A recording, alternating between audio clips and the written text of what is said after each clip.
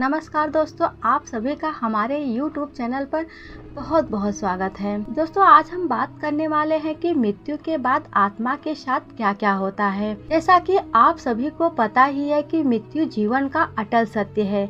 यह उस विधाता का बनाया हुआ नियम है कि जो भी जीव इस मृत्यु लोक में जन्म लेगा उसकी मृत्यु एक ना एक दिन निश्चित है। मृत्यु के समय मनुष्य को कितनी पीड़ा होती है। दोस्तों, गरुड़ पुराण के अनुसार जब भी किसी मनुष्य की मृत्यु होने वाली होती है तो उसे असहनीय पीड़ा होती है। मृत्यु के समय मनुष्य को बहुत पीड़ा होती है। हम आपको एक उदाहरण देकर समझा रहे हैं। जब हमें कोई एक बिच्छू डंक मारती है तो हमें कितनी ज़्यादा तकलीफ होती है। ठीक उसी तरह 100 बिच्छुओं के डंक मारने पर जो पीड़ा हमें होती है, उतनी ही पीड़ा जब मनुष्य की आत्मा शरीर से निकलती है उस समय मनुष्य को झेलनी पड़ती है। और यह पीड़ा मात्र 3 सेकंड तक ही रहती है। लेकिन 3 सेकंड में यहाँ 3 लोग दिख जाते हैं। मनुष्य का शरीर एक किराए का घर है। दोस्तों, यदि आपको कोई आपके ही घर से निकाले तो क्या आप लोग इतनी आसानी से उस घर से निकल जाओगे? नहीं ना। ठीक उसी तरह जब मृत्यु के समय यमराज के दूत आत्मा को लेने के लिए आते हैं और हमारे शरीर से आत्मा को निकालते हैं तो वह आत्मा इतनी आसानी से शरीर को त्यागना नहीं चाहती। मृत्यु के समय आत्मा शरीर के किस अंग से निकलती है? दोस्तों, जब मृत्यु के समय यमराज के 2 दूत आत्मा को लेने के लिए आते हैं तो मनुष्य उन्हें देखकर डर जाता है तथा डर के मारे पेशाब कर देता है। मृत्यु के समय आत्मा नाक, कान, मुंह, आँख, गुदा इनमें से किसी भी अंग से निकल सकती है।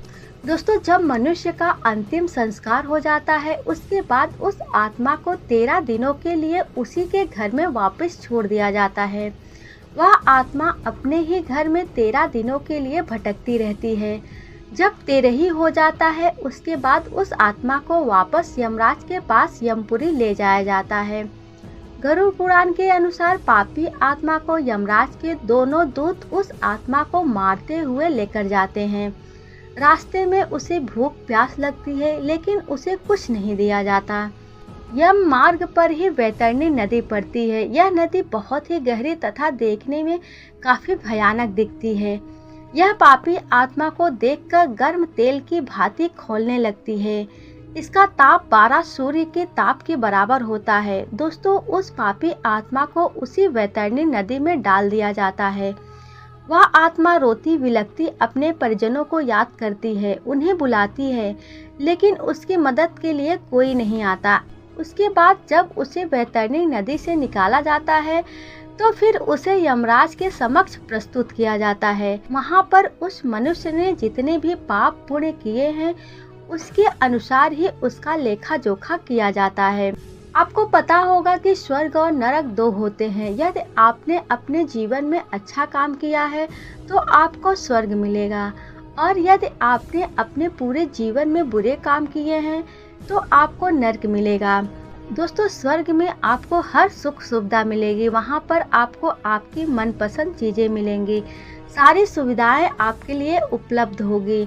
स्वर्ग में आपको फल, मिठाइयाँ, तरह तरह के पकवान इत्यादि सब कुछ मिलेगा। वहीं यदि आपको नरक मिला है तो वहाँ पर आपको खून, मवाद यही सब आपके लिए परोसा जाएगा। नरक में आपको बहुत कष्ट झेलना पड़ता है।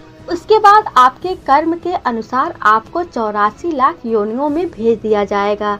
मनुष्य का तन बड़े भाग्य से मिलता है। 84 लाख योनियों में गाय, भैंस, सुअर, केकड़ा, बिच्छू, सांप इत्यादि सभी 84 लाख योनियों में ही आते हैं। जब आप अपने 84 लाख योनियों को भोग लेंगे फिर आपके पूर्व जन्म के अनुसार आपको दोबारा जन्म दिया जाएगा। यदि पिछले जन्म में आपके कर्म अच्छे होंगे तो आप उच्च जाति